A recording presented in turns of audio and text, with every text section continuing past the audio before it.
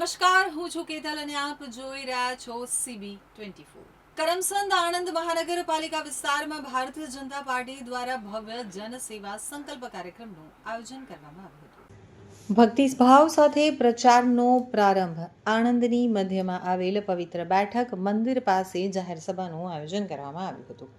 તો કાર્યક્રમની શરૂઆતમાં જ તમામ 52 ઉમેદવારોએ બેઠક મંદિરમાં ઠાકોરજીના દર્શન કરી જીત માટે પ્રાર્થના કરી હતી અને ત્યારબાદ પ્રજાની નિસ્વાર્થ સેવા કરવાના સંકલ્પ સાથે પ્રચાર અભિયાન શરૂ કર્યું હતું। કાર્યક્રમમાં સ્વાગત પ્રવચન આપતા ધારાસભ્ય યોગેશભાઈ પટેલ તમામ કાર્યકરોનો આભાર માનતા જણાવ્યું હતું કે ભારતીય જનતા પાર્ટી તેના સમર્પિત કાર્યકર્તાઓના જોરે જ આટલી મજબૂત છે।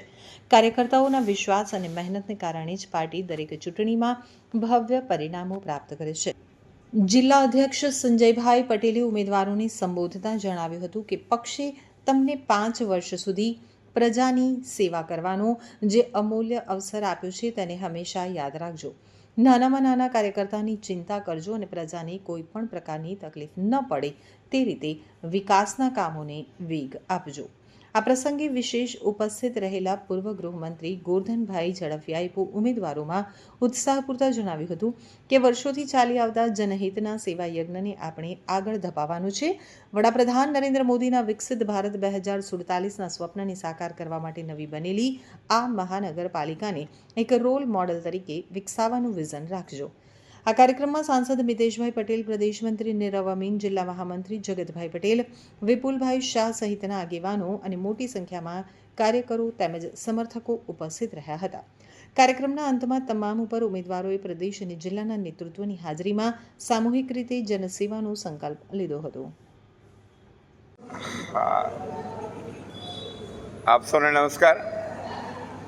રાજ્યના જેટલી પણ મહાનગરપાલિકાઓ બની છે, ખાસ કરીને 6 જૂની મહાનગરપાલિકા જે વર્ષોથી છે અને 9 જેને નવરચિત, જેમ આપણે ત્યાં કરમસદ આણંદ એ હવે મ્યુનિસિપલ કોર્પોરેશન થયું છે, એવી રીતે રાજ્યમાં 9 જેટલી પાલિકાઓ જે અવર્ગની હતી એને આપણે મહાનગરપાલિકા તરીકે દરજ્જો આપ્યો છે। એની પહેલી ચૂંટણી છે, એટલે આજે જેટલા પણ ઉમેદવારો ભારતીય જનતા પાર્ટી દ્વારા આ મહાનગરમાં ચૂંટણી લડી રહ્યા છે એમને આજે સંકલ્પ લેવડાવવા માટે રાજ્યભરની સામૂહિક સંકલ્પનો એક કાર્યક્રમ છે।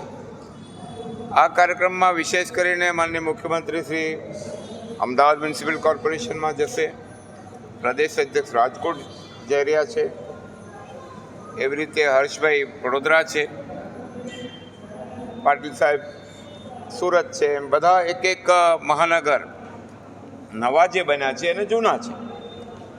વિશેષ કરીને ભારતીય જનતા પાર્ટીનો કાર્યકર્તા અને છેલ્લા 30 વર્ષથી જે રીતે ગુજરાતની પ્રજાએ જન સમર્થન કર્યું છે, પ્રેમ આપ્યો છે પંચાયતથી પાર્લામેન્ટ સુધીનો, તો સેવાનો એક સંકલ્પ આ ચૂંટણીમાં નવા જે ઉમેદવારો આવ્યા છે મહાનગરના એ કરે અને જેમ મોદીજી કહે છે